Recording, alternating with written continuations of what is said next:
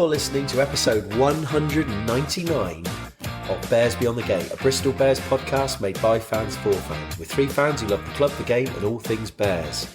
Each episode we talk about the game that's gone, the game that's coming up, and anything else that takes our fancy as long as it's vaguely Bears related. We try to be as balanced as possible, but ultimately we are trying to reflect the views and opinions of paying punters of all ages, backgrounds and demographics. We don't take ourselves too seriously, but we do try to say it as we see it. Well, boys, we've made it into the playoffs for the first time in 4 years since that ill-fated day in June 2021, commonly known by anybody who doesn't live in Bristol and his hinterland as... No, wait. That has firmly been put to bed forever and ever. Consigned to room 101 alongside Dry Robes, Sweet Caroline and people who say hollybobs. We were all there and at least two of us still have headaches. We talk about yesterday at the gate and what we'll need to do to get to the promised land of SW7. Beat Bath away next Friday, simple. All this and more. I'm Pete and I'm joined by Miles and Lee for a cheeky beer and a bit of rugby banter at our spiritual home, the Bristol Beer Factory Taproom Studio Bar. Well, lads, I said two of us have got headaches. Miles was a good boy, wasn't he? Yeah, I left. Very sensible. Absolutely. I don't know what time I left, but the sun was still shining. I think a little bit breezy on North Street. A few kebabs on the way home, and then our kids were still alive. Kebabs? Well, one for me, For the one family. for the Duchess, for the family. Yeah, fair From North Sweet Shawarma. Much needed, but you'll go home at a sensible time in daylight. Well, it was. I mean, it was a summer social, wasn't it? Exactly. And it did live up to its billing. Although the poster, I've got to say, the promotional poster did have a picture of Genji on it and Marcus Smith, and neither of those two are actually in either 23. And it also had a picture of Paddington Bear, and I didn't even see Paddington Bear there either. No, I mean, we did see Brisley. We saw Brisley. Brisley made an appearance, but... Any marmalade sandwiches. Bizarre, wasn't it? Bizarre. We were just thinking, why? Why is Paddington on the poster? Yeah. But the important thing was it was a fantastic day, and not obviously the result, which we'll go into in a minute, was fantastic. But I thought the atmosphere was cracking. Great. I thought there was a real buzz around the stadium, and also I think that the players, created that intensity with the way they played, and I think we responded as fans, and as is the way, we had a fantastic day socially. We don't need to go to Cardiff, do we? No. No. Well, yeah, we do as well, because that was fun. You got 50,000 at Cardiff. But anyway, that's a debate for the beginning of the pod, next season's pod. It was a good day out, wasn't it? I know, and it was really good. And we had a busy day, boys, didn't we? We had a bit of media. We almost had to get a temporary manager. Yeah. Although actually that's Lewis, really, isn't it? Yeah, that's true. But we were to and fro in. We had to leave just a little bit early at the end, didn't we, as well, to go and do our Radio Bristol stuff. We went up in the gantry with Ali Durden, and Cooch, amongst the sort of national media boys up there. Didn't seem too fazed by three middle-aged men turning up. We should say thanks to Ali for letting us pinch his sweets as well, shouldn't we? He did, yeah, absolutely. It was a fun day, but it was a tiring day, and of course we were looked after, as we're always looked after, by Lewis, deputy manager, assistant manager, or assistant to the manager? No, assistant manager of the tap room, and then he knocked off at 8:00, and then we carried on, went out for a few socials with him, up the tobacco factory, Spotted Cow. So hence why me and Lee got slightly tired today. Having really made the most of the time we had together. It was great. What I loved about it is we spoke to loads of listeners as well, and that's really what it's all about, isn't it? I think we just loved that interaction, don't we? It was just a smorgasbord of banter, networking, chit-chat, everything. And everyone was so happy, weren't they? Yeah, I think so. I think the occasion was magnificent. I mean, there was nearly a 20,000 crowd.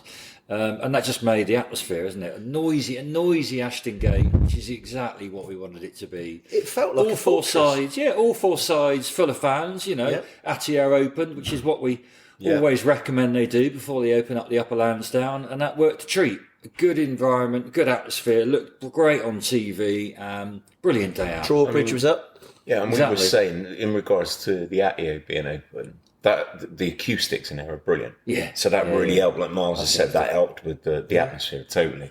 Yeah, no, I thought it was really, really good. Well, before we talk about the game, which of course was a 52-26 victory, we also did talk to quite a lot of people, as you said, Miles, and we did a bit of sound biting with our recorder. And when I got home, and when I looked at it this morning, I had like 26 sound files on it. And so I had to go through every single one and found that half of them couldn't hear a word what people were saying because it was so windy. Our microphones picked up. So the intention was to kind of put together a little compilation of people post-match, and we asked everybody the same question, which was, give us your name, tell us what you thought of the match, and what you think is going to happen on Friday. So I managed to put together about 5 minutes worth of clips of varying different people. Before we play it, because I thought we should play that first and then we can talk about the game afterwards. I'm apologising in advance to listeners who think they might have got on the pod. And if you're not on it, it's not because you didn't say anything sort of interesting. It's because I literally couldn't hear what you were saying because the wind at the recording. We apologise. So, we didn't have a windsock for our little recording device. I mean, we're not a production company. We don't have employees. But we did our best. But I think that the 5 minutes of sound bites is definitely worth having a listen. So I think what we'll do, boys, is have a listen now, and then we'll chat about it afterwards. Well, we're here with James Dunn. Obviously, a little niggle during the week. What did you think of that game today, Daddy? Yeah, I thought it was class. I think, obviously, when it went to 31-26, I think hearts were in mouths a little bit. But just nice to get the job done, wasn't it? We knew what we needed, so... Bath away at the Rec next week. We're one of the only teams who have beaten Bath home and away. Are you confident? Yeah, I think so. Obviously, they've got a hell of a squad, but we're confident. It's the boys down the road, isn't it? So we've got to beat them. Absolutely. So playoffs for Bath. Anyway, hopefully Danny's fit next week, and we're going to do one on Bath. Cheers, buddy. Thanks, James. Cheers, mate. Thank you very much. Hi, I'm Mike Organ, all the way from Weymouth to watch the game. I was a bit nervous, as always, watching the Bears. We had a great start, but we just didn't look after the ball, kept fumbling it. But in the end, we came good. That last 10 minutes, we did well. Depends what team turns up. I think we can beat Bath, but who knows? Hello there, my name's Ed. Pleasure to meet you all. I thought that went well. I think it was expected. I think Quins were on the bus before they turned up. Hey, so this is Jules and Claire. What an awesome game today. We kicked their asses. And what do I reckon about it? Get back the chances against Bath next week? Well, they've got to lose sometime. Brilliant. Hello, I'm Heather from Bristol. And we've had a great game today. It's been easy, light work. And I think we're going to beat Bath at the playoffs. Heather's a liar, she's from Swindon, we all know that. It's Mary here. I've had a lovely day, as always, down at Ashton Gate. I'm really excited for next week. And we bought tickets for the final about 8 months ago, so we're feeling optimistic. Hello, it's Alice here. What a fantastic day to be at Ashton Gate. What a way to end the season. Can't wait to see Bristol in the playoffs next week. Rich Berry, Bearsby on the Gate. View on the game today, I thought Rubiolo was immense. I thought his footballing skills, let alone his separate skills in the second row. Friday night, anybody could take Bath on a Friday night, it'll be the Bears. Hello there, it's Stoner from Bears Beyond the Gate, and great game today, and the Bears did really well. Next weekend against the Old Bath, the enemy, on Friday night under the lights. It's going to be really tight. Dave Atwood, former Bristol Bear. An unbelievable spectacle of rugby on show today. The lads came through. I was a bit worried. It got a bit helter-skelter for a while, but some good solid, some AJ McGinty pulling the strings of that second half. Brilliant. I think this is the bogey team for Bath. They've looked better than everyone all season, but this is the team. This is the opportunity. No one will be more excited to turn Bath over at the Rec than a Bristol Bears fan. My name's Marcus. It was okay today. There was some good bits going forward. There was also some bits I wasn't happy with. Next Friday, I bought my ticket just then. I'm nervous, very nervous, but we'll see what happens. Beat him twice this year, beat him 3 times. Who knows? You're going to ask the questions. What's your name? Bobby Boucher, Where are you from? Ulster. What are you doing here? I'm here to get drunk with a friend on a stag party. What do you think of the game? Good game. I was hoping Hurricanes were going to get a few more tries there at the end just to make it a bit more exciting, but Bristol, obviously the best team, and ran away with it in the end there. And why did you come to Bristol on your stag do? Cardiff was too expensive. Like it. Cheers, mate. Cheers, mate. Right, my name's Binsey, and we're off to Bath on Friday night. I don't agree with it, but we got to pay £65 a ticket. I just hope it's not raining. Come on, the Briz!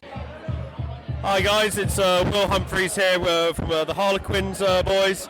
Just wanted to say well done guys, very well deserved. Honestly, you just have to keep going. I think if you keep doing pressure through the front, offload it to Gabs, you got a great chance against Bath. And I say that as my mum's a Bath fan, so yeah. Brilliant. I'm Andy Uren. It's a good win today for the boys. I think right from the start, it looked like they were always going to win. They dropped a little bit of dominance in between, but then they pulled it back with their class. And in the playoff against Bath at the Rec Friday night, I think Bristol are going to win personally because Bristol have a good attendance about beating Bath. They're better than Bath. So yeah, all the Bears. Okay, my name's Nessa, Nessa Cat on Facebook, big fan of Bears Beyond the Gate podcast. I thought it was a fabulous game today. I was it's a bit of a roller coaster being a Bristol Bears fan, so it was a little bit anxious going into it, but really, really pleased with how the lads got on. Just got tickets to the playoffs, so super excited about that. Not sure about going to the Rec. Apparently I'm going to be sat on scaffolding, but really, really hoping the boys do a good job on Friday, and big fan of Max Heath. So yeah. About the game. Oh, I do love Max Heath. All my friends keep saying they bump into him. I've spent my whole life waiting to bump into him. If you're there, Max, I'm here, ready to be your friend. Okay then, boys. Well, that was a variety Loved it. of sound bites, various different ages, genders, knowledge about rugby, and accents as well. And that was cut down from about 25 different people. So thanks to everybody who contributed, and some interesting points there. So yeah, I mean 52-26, as I said.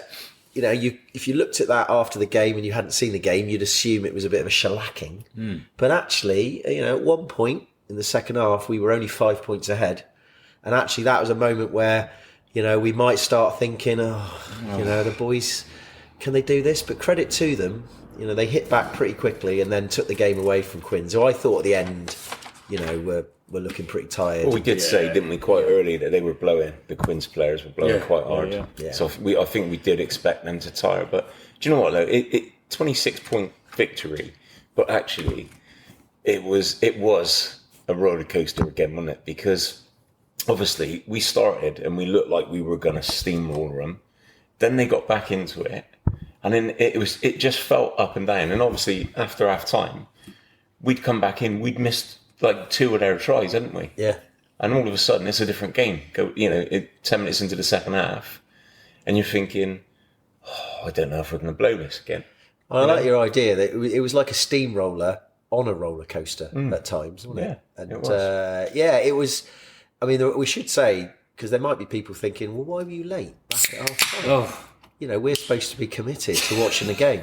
But the reason was that we did have some media commitments at half time. We were interviewed by the the Gallagher Premier Unleashed people, the ITV highlights chaps, people. yeah. You know, we've become a bit of a regular feature. So I've no idea how much of it they're going to edit out. I reckon quite a bit. People should tune in on Wednesday to the highlight show and see what sort of jokery and tomfoolery we were up to. Because there was one point where the cameraman was laughing when we were talking. Like, he wasn't just the presenter, he was laughing. So I got the feeling that we might have, particularly the half-time one, we'd had a few by then, hadn't we? So just a couple, I reckon, yeah. I mean, it was a bit bizarre, wasn't it? We came back and we missed, we went into half-time, 26-12 up? I mean, that was a pretty good scoreline, isn't it? And we thought if we could just get a couple more tries, we'll just dominate these guys. Gab scored one in 45 minutes from some crazy passage of play. But then you're right. We were caught off guard, weren't we, by Quins. 2 very quick, very good tries. And the nerves set in, didn't they, for about another 5 minutes. And the thing that we don't want to ever mention, the thing we will never mention, that word that will never be mentioned. Yeah. But for a brief moment when they scored that second try, there were some. I reckon there were some flashbacks going around that ground. People in a bit of cold sweat. But anyway, no, Miles is right. But I mean, we scored our try bonus point by about 25 minutes. Yeah, absolutely. So I'm just wondering, like, the 16th record, and the record, which has basically kept us in it. So whatever we've said about being a bit loose and best form of defence is attack, well, it kind of has proven that it has come and helped us. Now, what I was going to ask you, Lee, is that. What was it, Miles? You said what it was at half time. 26-12 at half time. Yeah. Did you feel comfortable at half time? Like, it wasn't. I don't know. I'm not sure I did. I know I did portray that to the ITV guys, didn't I? Yeah. But internally, I wasn't quite as confident as I was externally confident. But it was, it was close. It was close. But do you know what? I've got to say, like, a big shout out to the Quins fans that we met. Because they're a great club. Yeah. If I'm honest, they're probably my second club. If you the club I always look for, and they were brilliant when we went up there the end of last season, weren't they? Yeah. They were brilliant yesterday, and the amount of congratulations that we got as Bears fans after the game, and they had a really, really nice line of shirts. Did you see them? Yeah. See some of those summer shirts? Yeah, loved they them. did. And I just thought, why can't we? And some of them are even large. Yes. An extra large, which we have to. Are we going to go straight for the just jugular on that one? A quick go. So we noticed there's a really nice shirt in the club shop. Yeah, well, and it's been promoted on social media with a direct link to the online shop. It was promoted on the day of the game. It's there. Yeah. Anyway, as you said, and it only goes up to size medium. Yeah. That's the only ones that large got crossed in there. out, extra large crossed out. And, I know there are a few fans who are scrum halves, but there's a lot of us who aren't, or aren't anymore. And I mean, it is a bit of a go. I mean, it's not a big thing, but it's just, you feel like, why are we coming back to this again? I know. It's like you're promoting something, some merchandise. I was going to buy one. Yeah. And I went on and I clicked the link on the day, and it was like medium and small. And I know that medium and small is definitely not going to fit me at all. I mean, even large would be a bit of a... But a bit of a squeeze. I think we'll have to take our hats off to basically. If there were any hats. Well, if there weren't matching hats, were they? And there's no caps. Got a Bristol fan who, been down the gym, bless him, squeezed himself into a medium. He shouldn't have been a medium. We saw him a couple just of because times. And that was the great. top two buttons had popped off already. I remember saying to the guy, I said, that's a medium. He's like, how do you know? I said, because there's nothing but mediums in the shop. But anyway, that was our little goat aside, and I'm sure there's a few people out there that may have experienced the same thing. But going back to the game, I mean, it was, that's where we wanted to be. We did say last week that we needed a good first half. We needed to set our stall out, and I mean, 14-0 up after about whatever it was, 5 minutes. Or so, wasn't it? I mean, 2, and they were forward dominated tries. It was like fast rucks, quick ball, pick and goes, and actually they looked like it could be a difficult day for Quins after that. And then a couple of restarts, really good from us. Well, the restarts were great all day, weren't they? Santi, I mean, we put, along with a lot of other things that were put in Room 101, I think restarts were I think so, probably temporarily, but it was put to bed. But as you say, 20, never comfortable. We came back, we saw Gabs had scored.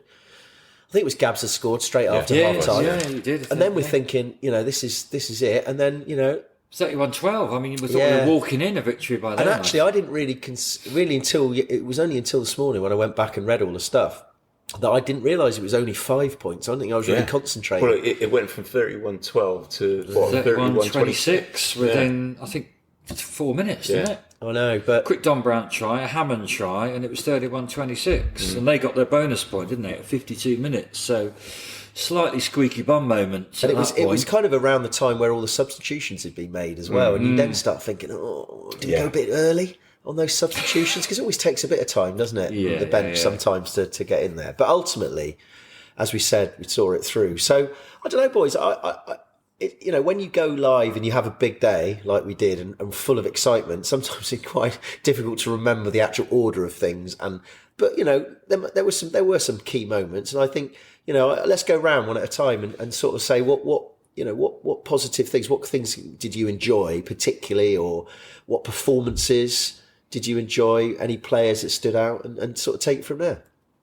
Miles, you go first. I mean, clearly, AJ McGinty got man of the match, and I thought thoroughly well deserved. The whole of that Bristol team sheet, though, there wasn't one bad performance on the day. Big John was loving his rating. Was he? Yeah. I haven't Bristol watched Live, them, but there's Adge not was 8, really. I think. Adge was 8. I mean, there should be no one on that team sheet below a 7. I think Adge was 9 opinion. actually. Was he? Yeah, Played and brilliantly. to be fair, John's pretty. He's spot on. Yeah, And Harry Randall as well. I think when Rands and AJ are clicking, basically we're unstoppable in the backs. I mean, we're causing havoc in the backs, like I described yesterday. I just watched the highlights again this morning, and there's nothing Quins could have done. Amazing handling, passing from Adge, inside line, zip round the back. There's no team, I think, yesterday would have played as who could have really disrupted that force of play. Add to that the forwards. You can perhaps chat about some of their performances, but I thought particularly Rands was on fire, and AJ, and all the backs. Hewitt coming back from an ACL or something to that effect injury. You wouldn't have thought he'd been away. Absolutely on fire. His speed of ball and his passing was just sublime. Well, you know what? I mean, some of our first phase strike play was amazing, and a lot of it was Randall hitting the spaces. But that also kind of reminds us that our set piece was solid. Now, there's two ways of looking at it. You think, well, you were up against Quins; they're not necessarily a big pack that you might, think that you'd have to work hard. But there's some still good players in that pack. I mean, they're what's his name, Will Evans. He won at least 2. He's a jackler and king. Yeah. And we managed to deal with that. And I think I felt as though we got momentum in the forwards a lot more. And then as soon as you get front foot, we say this so many times, if you've got a solid platform and you've got front foot ball, that's when Randall and McGinty, control the game. Yeah, and you're right, some of those moves, we are seen as a bit of a kind of turnover team as well. We do well from loose play and open play. Yeah. But I thought we had a bit of both,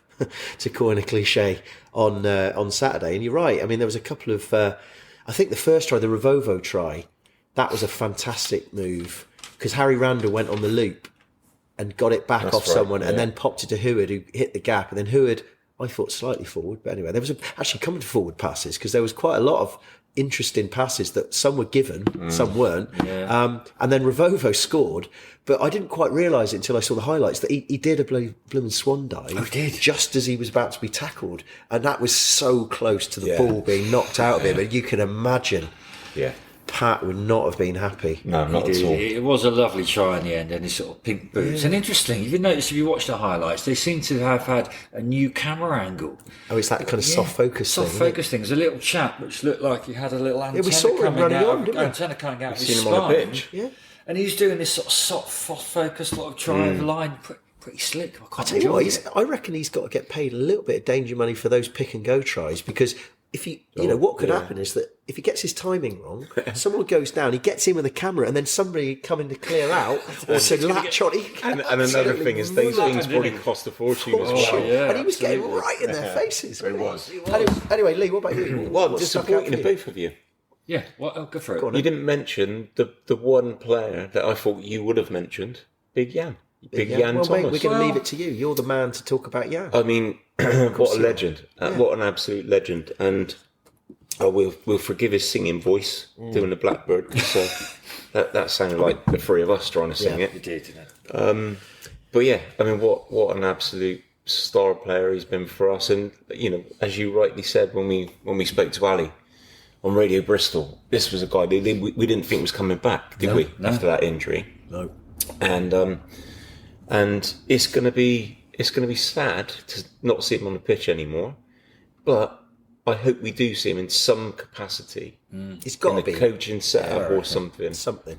But Big Jan stands out for me. It's interesting actually why you say that, because I've thought about that since, because I think I said that on the radio, and actually now thinking that with the squad next year being quite light, and we're going to rely on a lot of younger players, it's people like Jan that could play a really good role in kind of nurturing some of these boys through, because 5 years ago some of these boys wouldn't be expecting to play going into the heat of battle in the Premiership quite as early as they might do, and you need warriors to teach warriors, don't you? That's right. Yeah, we definitely do. So I think that's a really good point, and we purposely, Miles and me, left that point for you to make. Good lads. Because it suits your kind of the part of the narrative. teamwork, the narrative. I mean, the whole pack played an amazing effort yesterday. The Thomas O'Grey, Kloska, front row. I thought, Genji was injured, but they held their own. He had a niggle. He had a niggle, and rightly Is that so. an injury? A niggle? A little niggle. Is that if we win, I'll play the Bath game. Yeah. But if we lose, it means I've got a clear road to Australia. Well, that's fine. Why That's wouldn't fine, And the second row, I mean, what do you think of Rubiolo? Argentinian filth. Suits you, sir. Suits you. He had a bit of Maradona about him, a little sort of kick and chase down the wing. Not too much Maradona. Not too much. No, He's got the filth to go with it, though, and that is what I like. But also the footwork as well. Yeah, because absolutely. there was the little grubber in the second half, which we missed it. Then we got up there, and Mark, who sits in front of us, was raving about the grubber. And then when I watched on the highlights, he didn't just grubber it, he followed his grubber like almost half the length of the pitch. Their guy ruck formed, and he just got smacking and cleared out the ruck. He was just like a machine, wasn't he? We were laughing a little bit about him, like, is he going to learn the system quickly? Mate, there's only one system he knows, and that is get in there, clear a ruck out, get your hands on the ball, carry, tackle. Pain and damage. And then he shows he's quite got soft hands as well. His ball handling was brilliant. I mean, him and Bats, phenomenal in that second row. I mean, he fits the bill for what 100%. He is the model that Pat Lam wants. But I just think it was a bonus appearance, and it is obviously we signed him, didn't expect but him, didn't expect him. It suddenly made us feel like we really have got a bonus next season, and pray to the Lord on high. Lord of Argentinian beef is that we got he's got to stay fit. But he's only about 21, isn't he, or 22? Yeah. He just looks like the man has seen a lot of life already. He's quite kind of a bit of an unkempt, sort of pseudo mullet, bit of a patchy beard, and he wore black boots. Mate, black boots, and that's a statement. It just says that means I mean business. Yeah, you have to be a player. Yeah. To wear those boots, you've got to earn the right to wear black boots. Yeah. I mean, what a performance! Could be called Pedro. Yeah. Big Pedro. We were calling him Pascal, weren't we? Yeah, Pedro. He had that look about it. No, I mean... But I think, you're right. That was a bonus to him and Noah Hewitt back, which we weren't expecting to see this season. Yeah. Hewitt looked sharp. We've missed him, haven't we? Yeah, his pace was great. I mean, had to have him and Jack Bates on the bench, who came on, who was quick. It was like, these are brilliant talent for next season. No. Yeah. Any other forwards? I mean, let's mention Fitz. I think we need to mention. He does 80 minutes. Yeah, and the thing is, we don't mention Fitz enough, because what we love about Fitz is he just goes about his job, doesn't he? And there's nothing fancy. There's no frills. But what he does all those little basic things. Tackling. Yeah, and he just gets it right all the time. What was the stat you were saying about I said he's the biggest... Well, before the game, he had the biggest tackle count in the Prem of anybody. Yeah. And I think, a lot of that D, we have waxed lyrical sometimes about D on our line. And a lot of that is Fitz. A lot of that is him getting in. He's quick off the line. Yeah. So he's cutting down space. But he's also, he's creative as well. He can carry, he can score tries. He's got a little sidestep on him. Yeah. I mean, I he's only going to improve. He's only going to get better and better. Exactly. I mean, he's what is he? 25, 24, 25. Yeah. He could be he will be a Bristol legend if he stays with us. And I feel like Fitz, like in a way owes. I know he doesn't owe us anything, but he was picked up by Pat. He's a Pat Lam success story, almost from obscurity.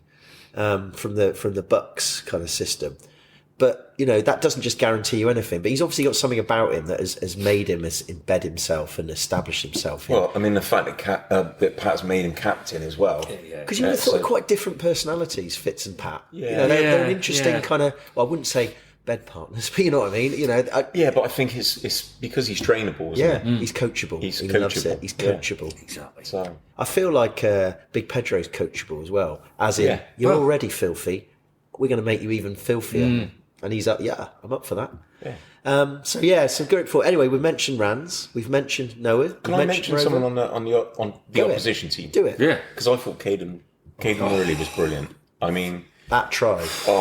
He's. Do you know what? He's one of those players. As soon as he's got the ball, and he's got a little bit of space. You could just kiss your ass goodbye on it. He's gone. Absolutely. I mean, he scored a brace, didn't he? And Well, the first one was the chip through. Yeah. That was perfect timing. Showed all his qualities. Timing. Yeah. But that second try, little skip, little hitch kick. Was it Calavetti? Yeah. He took him in and out. Yeah. And then he went. Calavetti had him. I could see Calavetti thought he had him covered, and it was kind of showing in the inside really because he's thinking, well, there's. He did the right thing, Calavetti. He didn't bite in. It's Calavetti. I mean, he's quick. Yeah. And then he got through the gap. Calavetti was like, and then Bernard came over, and him. I mean, Bernard is a legend, but I don't think anyone would have caught. No. And you could see. I love it when Bernard. I wouldn't say he missed a tackle. He made a good effort. And on the rehurt, he tried to tap him, missed him, and then as you're watching Caden come in to score, you can see Bernard punching the ground with frustration. I like that, because I like that, and the fans like that in the Dolman. But they said, I think on commentary they said there's scorch marks left on Ashton Gate's turf, and mind you, when Rubiolo's coming towards you, it's more like skid marks, isn't it? Exactly. But we should say as well, because we met him briefly, didn't we, at the end of last season, and what a lovely fellow he is as well. So I mean, he had a bit of a torrid time with his first England cap, then got injured, but I still think he's got a lot of England time in him. I agree, because he's compact. Yeah. He's like a Tasmanian devil kind of thing, isn't he? Like rapid but solid. Yeah. No, I'm a big fan of Caden Morley. I mean, that video when they show that back, I reckon Calavetti's going to go, no, that wasn't me. That was Bill Matter. That was Bill Matter out on the wing. Yeah. He's going to like AI it and like get Bill Matter. Get a few little like rat-a-tat-tats at the back. Say, oh no, it wasn't me. Did you really want to upset Big Bill? Well, someone did on Saturday because he was on fire, wasn't he? Yeah. I thought he played well. I thought he showed a bit more of what we want from him was yardage. And again, devil's advocates might say, well, he's got to do it against Sale and he's got to do it against the lumps of Leicester. But, you can only play you're up against. Did you guys see in the week, though, that there was some talk about Nathan Hughes because he's been released, hasn't he? Yeah, there was some. I did see he's got back at the club. Can't see him. We don't need him. But I can't see him coming back. No, do I? Paper talk, innit? Paper talk. Yeah. Clickbait. Yeah. Clickbait. We don't do clickbait, do we? No. So Mata thought he had a great game. And, Kloska. Let's mention Kloska. Got in the Telegraph. There was a nice little feature by the guy we met up, the Telegraph writer. Yeah. And it was I don't know if it's behind a paywall. I managed to read it, and there was some interesting stuff in there. He was saying that the funny line in it was that when he played England A, they got to stay in the Marriott at the bottom of Park Street. Did he said, "I've never stayed in I got to stay in that hotel. I've never stayed in a hotel like that before." I thought, really? Fair play, because why would he? So of course. You go on then.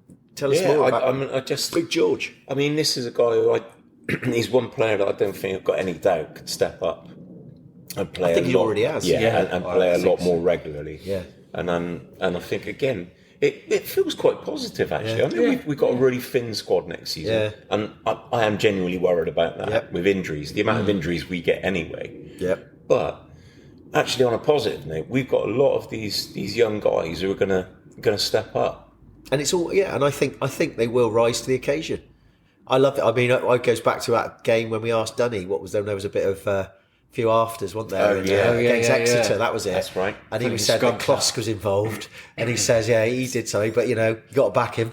Yeah, I love that. Yeah. He said, I was a little bit late on Daffyd Jenkins, but you know what? Got to stand up for yourself. I love that. I love it. That's what we want. We want that attitude. Oh yes. And I'm looking forward to considering he's changed positions a lot. I mean, he started he was a back rower. He was a bit like Genji, and then he became a hooker, didn't he? Yeah. And he made a debut, I think, against Exeter a long time ago. Played well. Then they put him at Loosehead. And apparently in that article, they said after about one session, it's like, no, it's not for you. But tight head is. It's like, I mean, I don't know. There clearly are differences. Like I know David Flatman goes on about tight head and loose head is a very different situation. And, he's the sort of bloke that likes to put his head in a dark place. So good old Klosk. So anyone else, Miles? What else took your fancy? Because you were full of it on Saturday. Every time Gala came on, you were up there.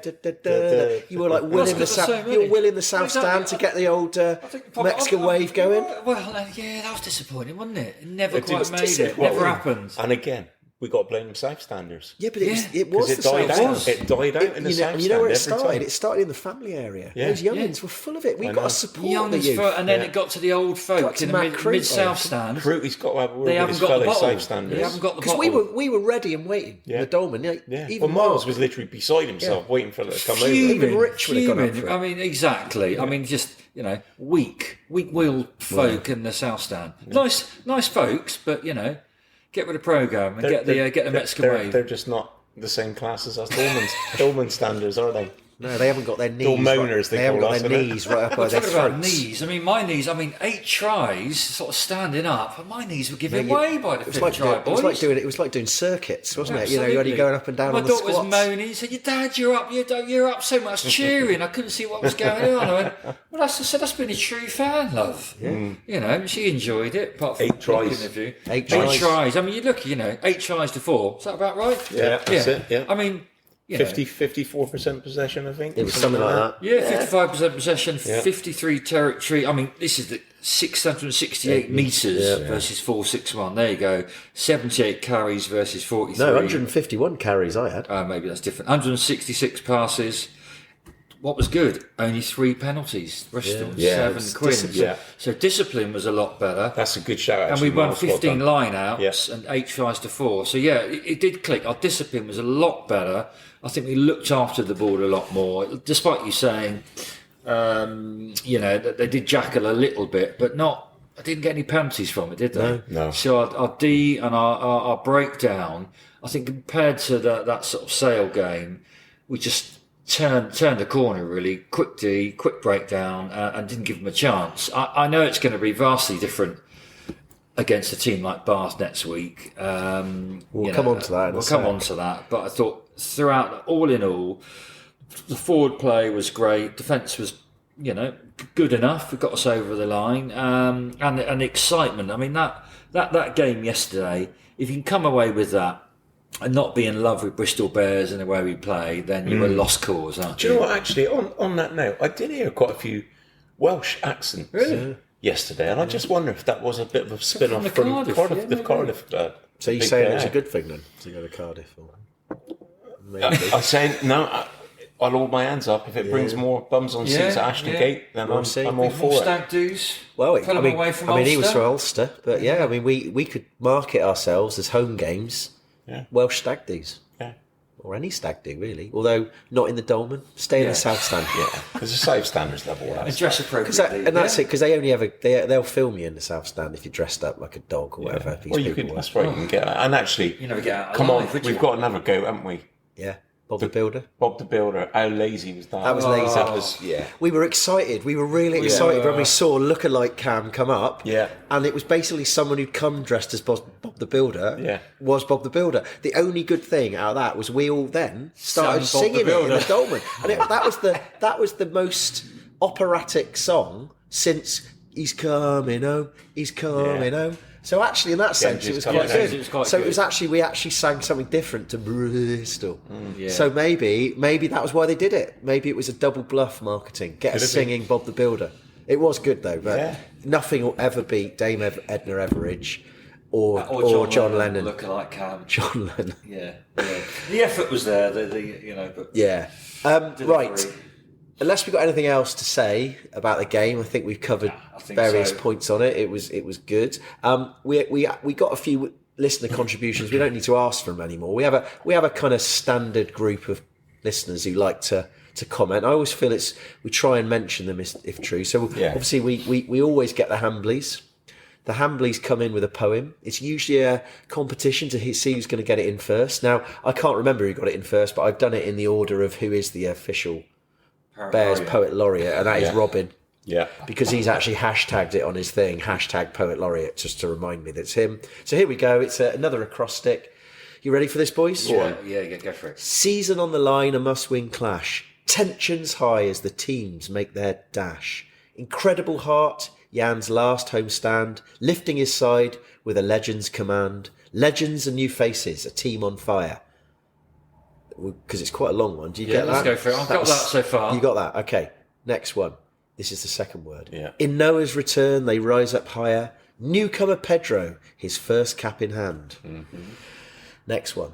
Taking to the field, part of a plan. Hope in the air, the crowd roaring loud. Every second a battle. Fans standing so proud. I'm still in there. Final word. Yeah. For the win, they fight till the final whistle blow. In every tackle and phase, their passion did show. Grit and determination, a sight to behold. Istanbul done. What a story to be told. The playoffs await with them down the road. Is it still in the fight? Still in the fight. Oh, I did lose the last bit of it. But Well, I lost it because I didn't want to say that word. Yeah. So I should have done, because it needed to be there for the still in the... That's good. Well, no, hang That's on. good. He's got it wrong. He said still in the fight, but it's FIGBT. Because That's Bristol... what confused me. Yeah. No, it's... Oh, hang on. Oh, hang on. He lost his status. Well, should we... Brother is should we go straight to brother? Yeah. You ready? Yeah. This is also crossed it with 1, 2, 3 words. Right. So first one: unbelievable atmosphere at the gate. Pedro looks to be a great signing. Thank you, Levers. Once a bear, always a bear. Heward back and running great lines. Enjoyed watching Jan for the last time. BJVR is just immense. Player of the season. Eventually saw the game out. Away playoff against them up the road. Really need to progress our defence. Season is not over yet. Up the Bears. I mean, it's not. It's good. I mean, Robbins is good, but he just made that fatal error. Yeah. But it's great. I mean, you say anyway. A couple more. We had Paul Mizzen, the Mizzen clan. That's the. He's the patriarch. Yeah, he's the Papa Mizzen. And this is what he said. I'm doing a Jan, so this is my swan song. Bit early, but at my age, you forget. I said I'm glad it's Bath. They said you must be mad. This isn't acrostic, by the way. Okay. I said I'm glad it's Bath. This is just a poem. I said I'm glad it's Bath. They said you must be mad. I said just wait and see. Last laugh beyond thee. The bet Thatcher's on draft. Then he said sounds a bit South Bristol. Doesn't think. Doesn't it? Yeah. It's good. It's good though. It's complex. Yeah. It could be in a GCSE exam because there's a lot to you've got to unpack the little bits and nuances. So cool. Love it. Brilliant. It's making the reader think about it. And that's what they say. Good art is the audience has to make their own meaning out of it. Let's move on. Marcus Watts. He said at Bears Beyond the Gate, after a long absence, my summary of yesterday's game. P.S. Personal matters, not as a result of our train trip to Gloucester. Yeah, well, we should say. What did you say to him, Miles? For God's sake? When we went to Gloucester, I don't He know. must have said something to Marcus. He lost his dog, didn't he, in the week? Yeah. Which is really bless. sad. Yeah.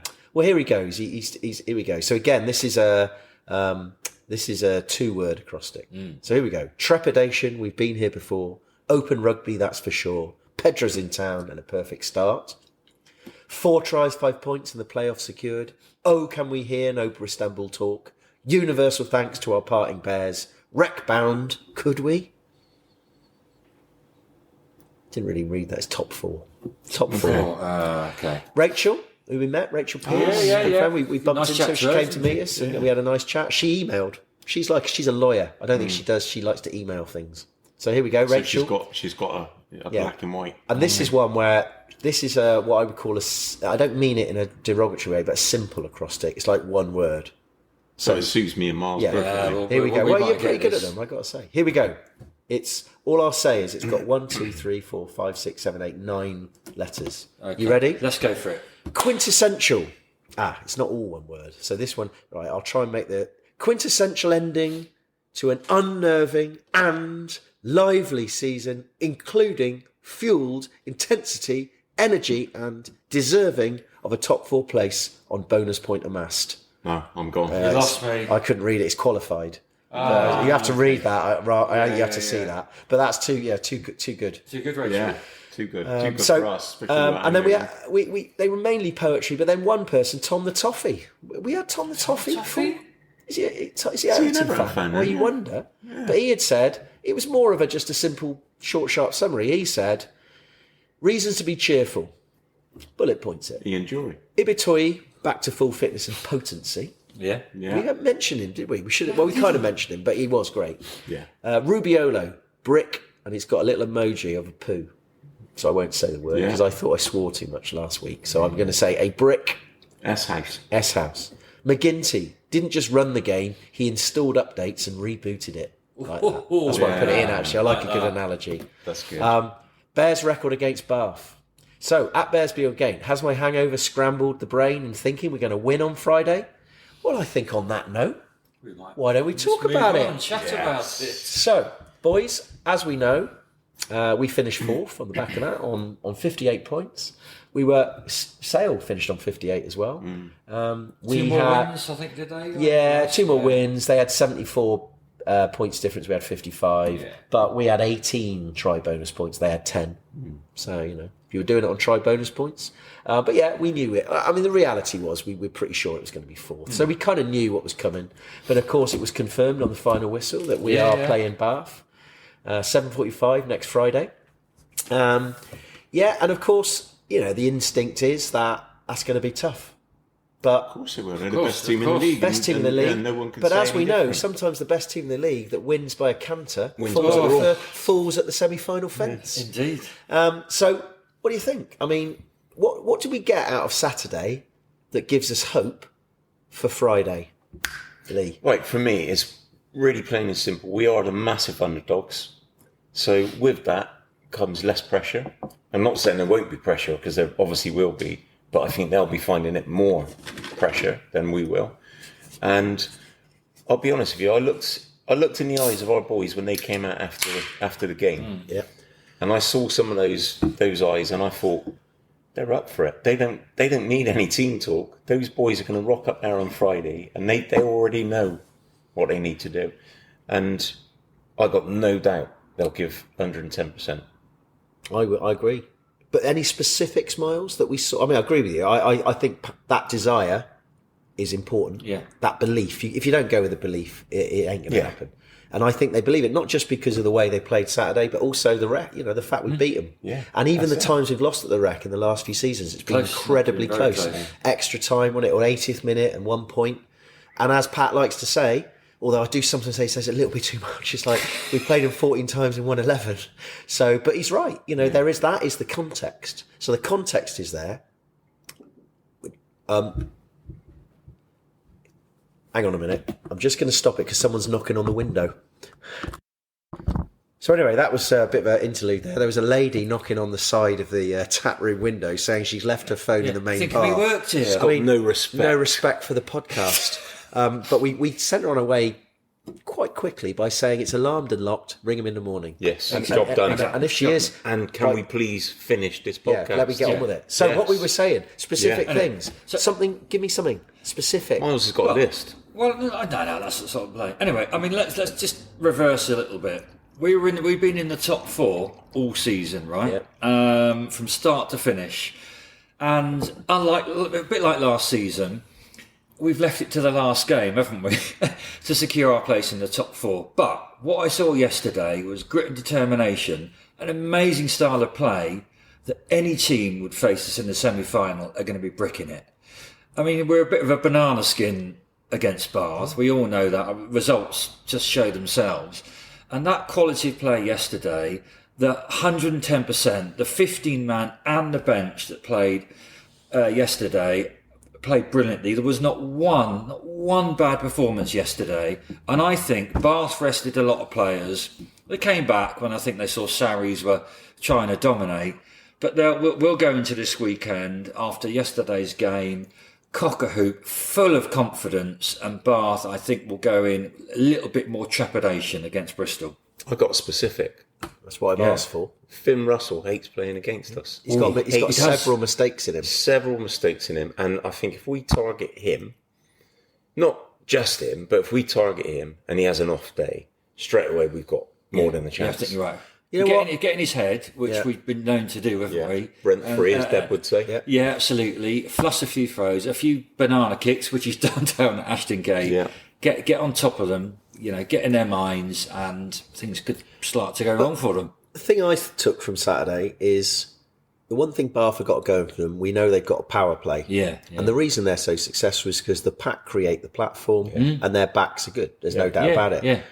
I think that if we go to Bath and we get at least parity up front, we've got enough to disrupt that and we could win it. And that's what I saw on Saturday. I thought set piece solid, line out, 15 out of 16 line out, scrum, Kloska, and then Batley, Rubiolo, back row of Grondona, Harding, Luatua or Mata. Yeah. To me, I felt, if I was Bath, I'd be looking at that thinking, like those Argentinians, they just, what they got to lose? I mean, what's Smatter got to lose? They got their pecker, they literally got a collective pack pecker up on Saturday. Yeah. And the fact that, I don't think they'll worry about the fact that it's a short turnaround. I think they'll be champing at the bit. They'll be wanting to play Thursday night. Yeah. They won't be going to bed all week, will they? I mean, do you know what? And that's what I think. That's what are going to win us that game. That's a good point. That is a good point. Because we know the backs will do it.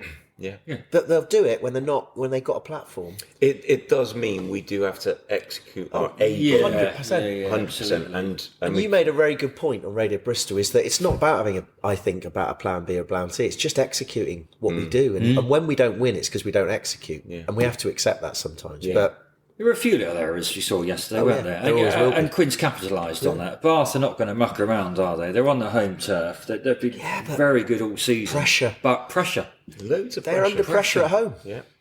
There'll be people laughing, going, "Come on, boys, you're just classing at straws." But I thought I saw enough on Saturday, and people say, "Oh, you conceded 26 points." Yeah, but we scored 50. Like that is the way we're going to play. Like let's accept that. I mean, will we settle for a 52-26 win on Friday night? Yeah, we will. I mean, you're right. Who cares if they score like 51 points? You know what I'm more worried about? Who cares? I'm actually more worried about if we do beat Bath, which I kind of feel confident we'll end up playing Blooming Sale in the final, and then we've got a real problem, because that is when we haven't been able to execute or stop them. Let's deal with one step at a time. So boys, I think I didn't see any niggles. I didn't see any injuries. I'm thinking Genji back. I think Genji so. back. That's careful in the training gown. Let's be a bit careful this week. Yeah, let's not go too mad. I mean, I see Rubiolo starting again. I don't really see any changes in that lineup. Supposedly you're right. Genji and Dunny might be fit, but Dunny on the bench. I'd stick Dunny. I think so. Don't risk it. I mean, what you saw enough with Rubiolo yesterday to start him with bats. I would say, and if Dunny is fit, and this is no disrespect because he's got a lot of career ahead of him, Dunny would be in for Owen on the bench for me. Yeah, because you want Dunny coming on. So because we've got to be solid, and Owen's great, and Big Steve again, maybe on the bench just to come on. But I think Grondona has got some form now. Yeah. Rubio's got form. We just looked in form. Our forwards, they were clearing out well. They were defending well. They were. That's the key to me. So we'll see. I think we're all fairly. We're aligned. It seems weird, but we're actually quite confident. We're aligned. The teams we could play. You're right. We could play Sale, which would be we wouldn't be this confident, would we? You play Leicester. We turn them over, but then they turn us over massively at Ashton Gate. You probably wouldn't want to play them. Why not? Well, we will have to play one of them. We might have to, McGinty back on form. And you know what I liked? There was one point in that game where we'd been doing a bit, and he was in we had a ruck or something just on the halfway line. He went to him and he drilled that torpedo for a 50-22. Yeah. And that is what we need him to be doing. Heads up rugby, knowing when to clear the lines. Let's put in a kick in the corner, keep Bath on the back foot. Yeah, because if they're on the back foot, then we're on the front foot. Exactly. So I think that's it. I don't think we need to say any more. Obviously, we'll find out as we do in the week. We'll find out whether our prediction of basically an unchanged side will come to fruition, apart from Genji, I think. And then we'll see what happens next Friday. Yeah. Boys, I think we're going to crack on, keeping it going at a nice clip.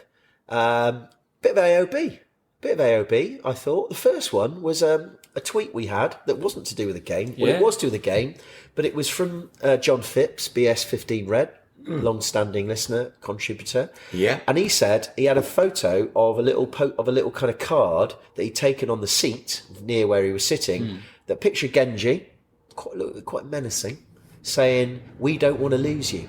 And then the girls, Mary and that lot, who we know, who were telling us that they'd found them on their seats, and this is basically people who've been identified who haven't renewed their season ticket. Okay, yeah.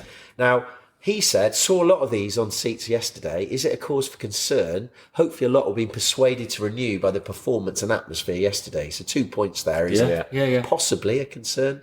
But yes, I imagine a few people will. Because that's what you go to a game for, is that sort of fun atmosphere, that sort of quality. Yeah. But, you know... Too early. We don't know the stats. Not everyone renews immediately, do they? And they've extended, we should say that, they've extended the time, haven't they, to still get the cheap. If I've been really controversial, I could say that maybe there should have been something on the seats of the people that have renewed, particularly those of us who renewed the early bird. Just like a little pat little on the bird, back. just like a picture of a little early bird, or just a sort of thank you. That would, they could have done it on the same print run. Yeah. That's just a thought. But no, Well, John, thanks for bringing it to I our think attention, it was a great thing. Second thing, and an email, which made me laugh, and I thought we've got to deal with this. Because it kind of linked into something you were going on about yesterday, Miles, about my shirt.